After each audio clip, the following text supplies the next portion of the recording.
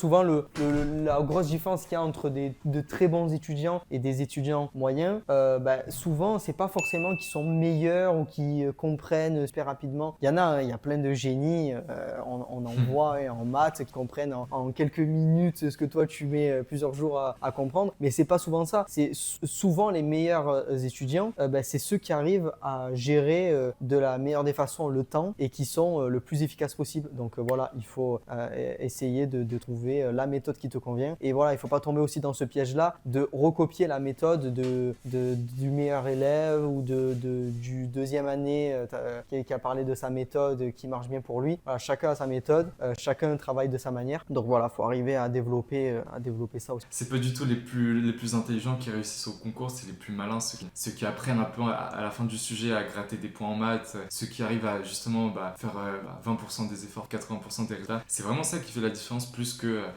être un génie et c'est pas du tout suffisant. Pas juste travailler de manière sérieuse et tout va se passer. Et souvent, quand ils arrivent en prépa, ça fait mal parce que malheureusement, le niveau, comme il est élevé, même les génies ont besoin de travailler. Et ils ont du mal justement puisqu'ils n'ont pas été habitués à travailler. Donc voilà, pas croire que tout se passe au niveau de l'inné et que si tu as de bonnes notes en maths, c'est parce que tu as toujours été bon en maths. Voilà, pas du tout le cas.